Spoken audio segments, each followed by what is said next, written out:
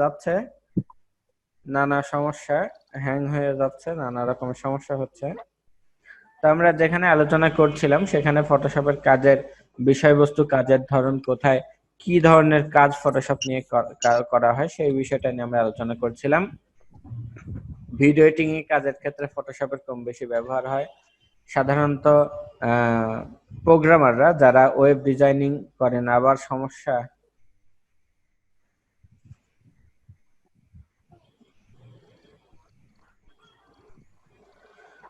Web designing এর কাজ করেন, তাদের ছবির মানে ওয়েবের যে সমস্ত ব্যানার ট্যানার থাকে, পাশাপাশি যে সমস্ত লোগো গুলো থাকে, সেগুলোর কাজ করতেও ফটোশপের প্রয়োজন হয়।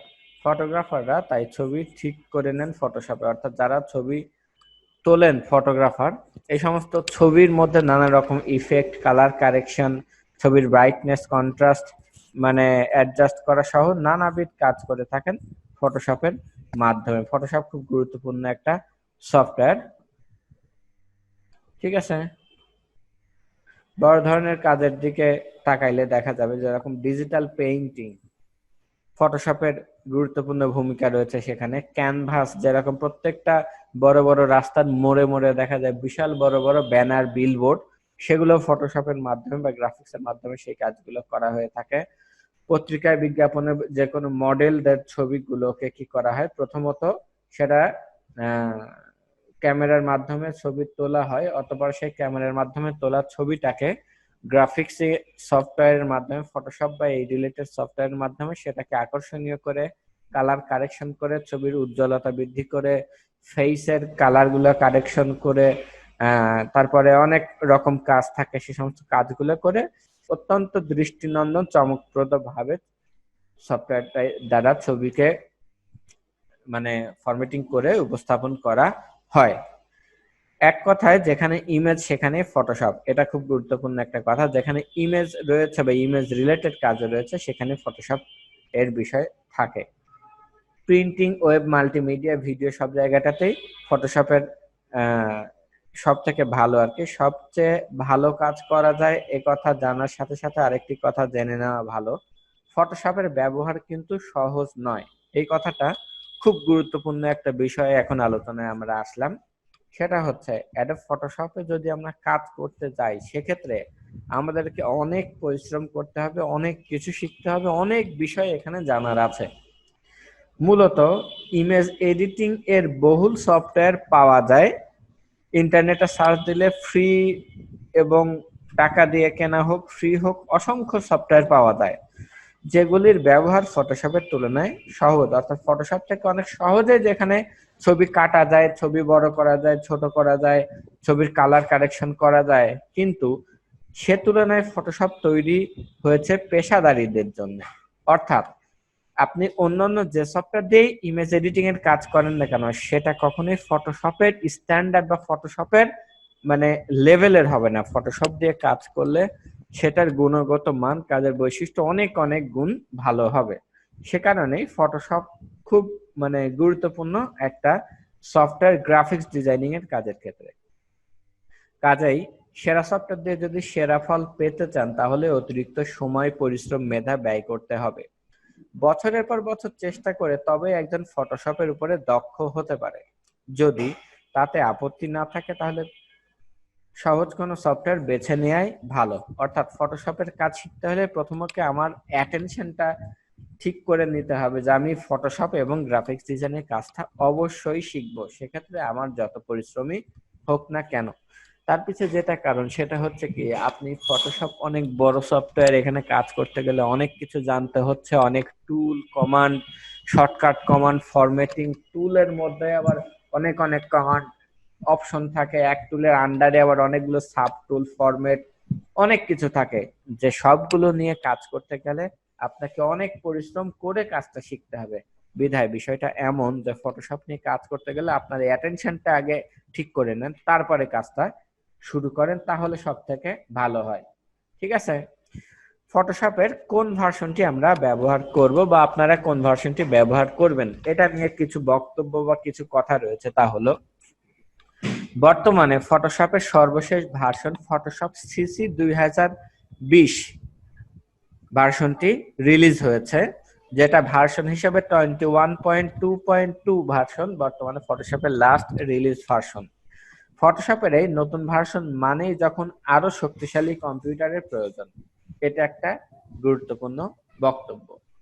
ফটোশপ প্রোগ্রামটি আমি বিগত আলোচনা থেকে আপনারা বুঝতে পেরেছেন যে ফটোশপ প্রোগ্রামটি একটা গুরুত্বপূর্ণ, অত্যন্ত মানে হাই লেভেলের, হাই অ্যান্ড রেঞ্জের সফটওয়্যার। এই সফটওয়্যারটি পরিচালনা করতে আপনার কম্পিউটারের পারফরমেন্সও বেশ ভালো মানের হতে হবে। কম্পিউটার প্রসেসর যদি খুব ভালো, তারপরে র্যাম যদি অনেকখানি বেশি, এবং আপনার system memory, others memory equipment গুলা যদি ভালো না হয়, কম্পিউটারে উইন্ডোজ যদি ভালো না হয়, সেক্ষেত্রে আপনি ফটোশপের ভালোভাবে কাজ করতে পারবেন না। যারা পেইন্টিং এর কাজ করেন তারা পুরনো ভার্সন ব্যবহার করেন। সাধারণত পেইন্টিং এর কাজের ক্ষেত্রে তারা কি করে, ফটোশপের অনেক পুরাতন, ধরেন আজ থেকে 15 বছর আগেকার ভার্সন ব্যবহার করে। এরকম অনেক জায়গায় দেখা যায়। যেরকম আপনি যদি পাবনা শহরে রিতা ফটোস্টাটে যান, অথবা আপনার হচ্ছে ওই শ্যামলী স্টুডিওতে যান, অথবা এরকম যারা গ্রাফিক্স এর কাজ করে, অথবা বিভিন্ন জায়গায় রেভলিউশন বাংলাদেশে যান, আপনি সেসব জায়গায় যে দেখবেন কি তারা আজ থেকে 10 বছর বা 15 বছর আগে যে ফটোশপের সফটওয়্যারটি রিলিজ হয়েছে সেই সমস্ত সফটওয়্যারের ভার্সন গুলো ব্যবহার করে আসছে। তার পিছে একটা উদাহরণও দেওয়া হয়েছে, বিশ্বের সবচেয়ে বড় কমিক নির্মাতা মার্ভেল, তাহলে বিশ্বের সব থেকে বড় কমিক তৈরি করেন বা নির্মাণ করেন, সেই প্রতিষ্ঠান ব্যবহার করেন ফটোশপ ভার্সন 3 বা 4, যেটা অনেক পুরাতন, অনেক অনেক পুরাতন। পরিচিত গ্রাফিক ডিজাইনারদের জিজ্ঞাসা করলে জানবেন তারা পুরানো কোনো ভার্সন ব্যবহার করে থাকেন। সব থেকে বড় যেটা বিষয় আমার দৃষ্টিকোণ থেকে, যেটা বিষয় সেটা হচ্ছে কি, ফটোশপ প্রোগ্রামটা এত বড় মাপের একটা প্রোগ্রাম, সাধারণত যারা যখন এই প্রোগ্রামটাতে কাজ করেন বা কাজ শেখেন, তখন একটা ভার্সন শিখে একটা ভার্সন থেকে আরেকটা ভার্সন পর্যন্ত যেতে অনেক কিছু পরিবর্তন বিবর্তন হয়ে যায়। যখন একটা লোক একটা ভার্সন বা একটা প্রোগ্রামে কাজ করে অভ্যস্ত হয়ে যায়, তখন সেটা থেকে পরবর্তী একটা লেটেস্ট ভার্সনে যাওয়া, সেখানকার অপশনগুলো কিছুটা পরিবর্তন, কিছু যোগ বা কিছু বিয়োগও থাকতে পারে, সেক্ষেত্রে কাজ করাটা অনেকের দ্বারাই বেশ জটিল বা কঠিন হয়ে যায়। ঠিক আছে, এক ভার্সন থেকে আরেক ভার্সনে কাজের বেশ বৈচিত্র্য বা বিচিত্র থাকতে পারে। অধিকাংশ ক্ষেত্রেই ফটোশপের 7 ভার্সনটা ব্যবহার করা হয়। ফটোশপ 7 যেটা ধরেন আপনার 2005, 6, 7-এর দিকে রিলিজ হয়েছিল। পাবনা শহরে এমন অনেক জায়গা আছে যারা শুধু ফটোশপ 7 ব্যবহার করেন। ঠিক আছে, তাইলে বিষয়টা আপনারা একটু চিন্তা করে দেখেন কেন তারা ব্যবহার করে। কাজে আপনাকে লেটেস্ট ভার্সন ব্যবহার করতে হবে এমন কোনো কথা নাই, এটা একটা গুরুত্বপূর্ণ বক্তব্য। আবার পুরাতন ভার্সনে, নতুন ভার্সনে সবকিছুই রয়েছে এটাও ধরে নেওয়া কোনো কারণ নাই। অর্থাৎ পুরাতন ভার্সন গুলো পুরাতন, সেটা আপ টু ডেট করে নতুন ভার্সন আসছে। অবশ্যই নতুন ভার্সনের মধ্যে লেটেস্ট কিছু বিষয় বা কিছু কনসেপ্ট সংযোজিত বা বিয়োজিত হয়েছে। ফটোশপ ফটোশপ CS5 ভার্সনে 3D ব্যবহারের সুযোগ রয়েছে, স্মার্ট ফিল সহ অনেকগুলো নতুন বিশেষ ফিচার রয়েছে, এমনকি ভালো পারফরমেন্সের জন্য উন্নত গ্রাফিক্স কার্ডের সর্বোচ্চ ব্যবহারের সুযোগ রয়েছে। পুরনো ভার্সনে এই সুবিধাগুলো সাধারণত পাওয়া যাবে না। বিষয়টি সহজ করে দেখা যাক, যদি সম্ভব হয় নতুন ভার্সন ব্যবহার করবেন। মানে মূল কথা যেটা, সেটা হচ্ছে আপনার কম্পিউটারের পারফরমেন্স, কম্পিউটারের ক্যাপাবিলিটি অনুযায়ী যদি সম্ভব হয় নতুন ভার্সন ব্যবহার করতে, আপনারা নতুন ভার্সন ব্যবহার করবেন। এবং তা যদি না হয়, তাহলে কম্পিউটারে যদি যথেষ্ট শক্তিশালী না হয়ে থাকে, সেক্ষেত্রে কম্পিউটারের পুরাতন ভার্সন আপনারা ব্যবহার করতে পারেন। প্রয়োজনে সব কাজই পুরাতন ভার্সনও করা যাবে, তবে কাজের ক্ষেত্রে কাজের অপশন বা বিষয়গুলো কিছুটা ভিন্ন জায়গায় ভিন্ন ভাবে রয়েছে। এক এক ভার্সনে এক এক কাজ এক এক ভাবে করতে হয়। ঠিক আছে, ভার্সন 5.5 থেকে তার পরবর্তী ভার্সন গুলো ব্যবহার করা যাবে।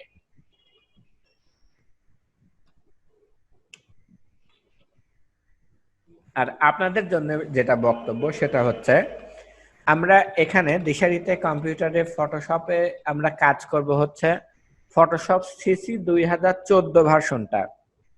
আপনাদের জন্য নির্দেশনা হচ্ছে আমাদের কাছে সফটওয়্যারটা এবং সফটওয়্যারটা ইনস্টল এবং অ্যাক্টিভেশন প্রসেসটা আমাদের কাছে এসে সফটওয়্যারটা নিয়ে যাবেন কালকে। আপনারা সকলে আপনাদের মতো আসবেন, পেন ড্রাইভ নিয়ে আসেন, আমি সফটওয়্যারটা দিয়ে দেবো এবং কিভাবে ইনস্টল করতে হয় এবং কিভাবে অ্যাক্টিভ করতে হয় সেটাও দেখায় দেব। এটাও জানা প্রয়োজন, ঠিক আছে? তাহলে ফটোশপ সফটওয়্যারটা আপনারা এসে নিয়ে যান। আমরা আমাদের সিস্টেম মতো আমরা কাজ করব। ফটোশপ সিসি 2014 ভার্সন আমার কাছে, সিসি 2014, 2015, 2018, 2019 ভার্সন পর্যন্ত আছে। কিন্তু সেক্ষেত্রে আমি কাজ করে সব থেকে মানে স্বাচ্ছন্দ্য বোধ করি হচ্ছে Adobe Photoshop CC 2014 ভার্সনে। এবং আমার কাছে মনে হয়েছে আমরা এখানে যে মানের কম্পিউটার ব্যবহার করি এই ধরনের কম্পিউটারের জন্য এটা বেশ উপযোগী, এবং তার পরবর্তী কম্পিউটার গুলোতেও অবশ্যই চলবে, ঠিক আছে? তাছাড়াও ফটোশপ CS6 যার একটু পুরাতন কম্পিউটার, ধরেন 2 GB র্যাম বা আপনার হচ্ছে ডুয়েল কোর বা তার আগের কম্পিউটার, সে ফটোশপ CS6 ভার্সনটা ব্যবহার করতে পারেন। সে ভার্সনগুলো আমাদের কাছে আছে।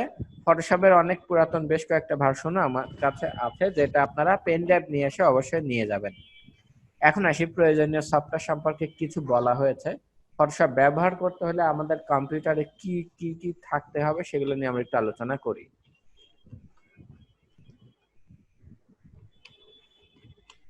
ফটোশপ প্রোগ্রামটি একই সাথে উইন্ডোজ অপারেটিং সিস্টেম এবং ম্যাক অপারেটিং সিস্টেমে সমান তালে সমানভাবে কাজ করতে পারে। উইন্ডোজের জন্য হলেও আপনি অনায়াসে ম্যাক অপারেটিং সিস্টেমও কাজ করতে পারবেন। অর্থাৎ আপনি যদি উইন্ডোজ কম্পিউটারের ফটোশপের কাজ শেখেন, সেক্ষেত্রে আপনাকে যদি ম্যাক বা অ্যাপেলের আইপড বা ম্যাকিনটসের যে কোনো কম্পিউটার দেওয়া হয়, আপনি সেখানেও ফটোশপের কাজ করতে পারবেন। কেননা ফটোশপ প্রোগ্রামটি তৈরি করেছে হচ্ছে অ্যাডোবি কর্পোরেশন। তারা উইন্ডোজ ভার্সনও রিলিজ করছে, আবার ম্যাক ভার্সনও রিলিজ করছে একই সিরিজের। কাজে আপনার প্রথম প্রয়োজন উইন্ডোজ অথবা ম্যাক অপারেটিং সিস্টেম, একটি কম্পিউটার, সেখানে ফটোশপ সফটওয়্যারটি ইনস্টল করা।